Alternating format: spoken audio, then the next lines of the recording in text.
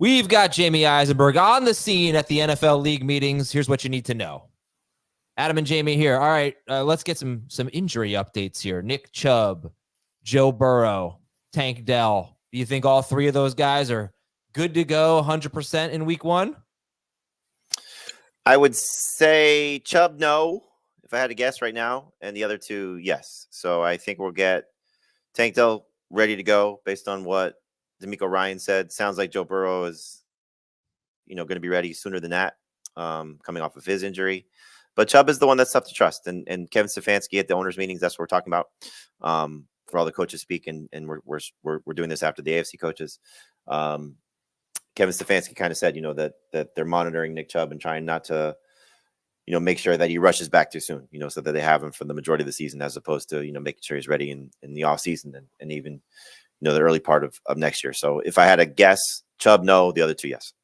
Joe Burrow was QB7 in our draft that we did last week. One curious pick of Tua Tagovailoa going ahead of him.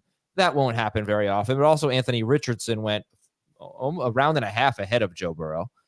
But I think, let's say he were QB6. I think people treating him right now as if he'll be good to go and basically back to being Joe Burrow. Mike Williams was another guy you had an injury update on for the New York Jets. He's coming off the torn ACL. Yeah, it sounds like they're going to be cautious with him. Robert Saleh said they're going to take the Breece Hall approach in terms of how they handle his ACL tear, similar injury. But he does say he has a long ways to go. So, I think if you're looking at it, I don't know how many people are drafting Mike Williams as a fantasy starter. I don't think you should, but he could end up paying big dividends down the road. Typically, like the running back injury, like ACLs for running back, that we spoke about last year. It does take another, year. So 2 years is when you start to see the biggest boost for these guys. But Mike Williams, we know, is a physical type receiver. Robert Saleh spoke about that. I think we all can, understand that he's a guy that's going to win contested catches. And what Saleh said was 50-50 balls typically end up being 70-30 balls for Mike Williams. That's the type of success rate that they're hoping that he has. So a number 4 fantasy receiver for me, if you want to draft him as a third guy, I get it. But I think we need to see some, significant progress between now and August before you can feel confident in having Mike Williams on your fantasy roster come week one.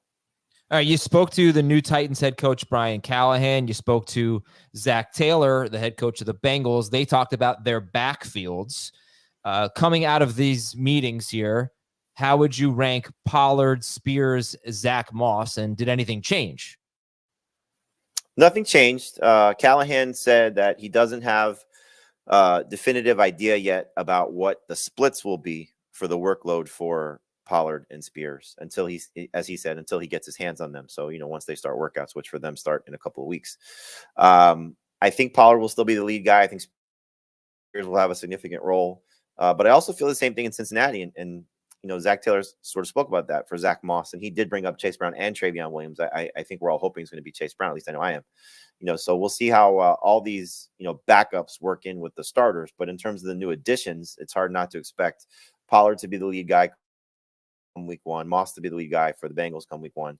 And one thing Zach Taylor did say was that the reason they like Zach Moss is he's worked in this type of system before, running out of the shotgun, which is what the Bengals do a lot of. And so Taylor mentioned that he's done that in Buffalo and then he's done that in Indianapolis. And so, the system fit. However, as we've said, quite a bit over the last couple of weeks, that Moss has had a hard time staying healthy.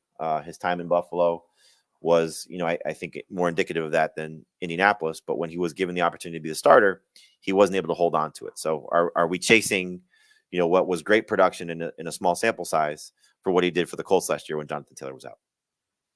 All right. And then one more thing here. Let's talk about Najee Harris. What did Mike Tomlin have to say about Najee Harris now running under the Arthur Smith system? Yeah, he didn't really go into depth about, the role. The question that was asked to him was in regards to will they pick up his 5th-year option. He said they haven't, discussed that yet, or at least it was kind of vague in his answer. But he did talk about Najee and his consistency. He referenced the first, 3 years of his career, gaining 1,000 yards rushing, and the fact that he's been so consistent. And so the takeaway for me was Najee's still going to be the lead running back with Warren working as the second guy. I don't think that's news breaking, but to what extent we'll have to find out, because last year in the beginning part of the season, Jalen Warren was the better of the two. Arthur Smith's system should help Najee, should have both of them, But Russell Wilson, prior to last year, didn't really throw to his running backs very much. We know that in Seattle was kind of a problem, and why we sort of, didn't necessarily get so in love with the Chris Carsons of the world, because they're more just running backs as opposed to the complete type of running backs that we love in fantasy. So we'll see if that changes. Najee Harris's reception total was not great in the last 2 years without Ben Roethlisberger. I don't think, again, Russell Wilson or certainly Justin Fields changes that. So I think you just kind of view Najee as a borderline number 2 running back. You gave a list of guys: Nick Chubb, James Conner, Tony Pollard, Aaron Jones, a whole group of guys that went in our last mock draft in round 6. I think Najee does belong in that group. For me, he's in the middle. I know for Heath, he's at the bottom, and for Dave, he's at the top. So we're kind of all over the place in terms of Harris.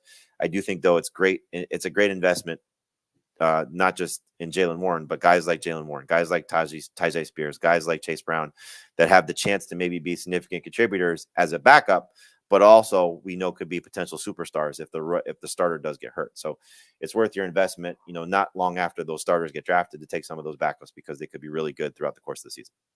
Great work by Jamie Eisenberg, covering these meetings, getting some great sound bites and insight that you can only get if you're there. So we appreciate that. And we'll talk to you later this week on Fantasy Football Today in 5.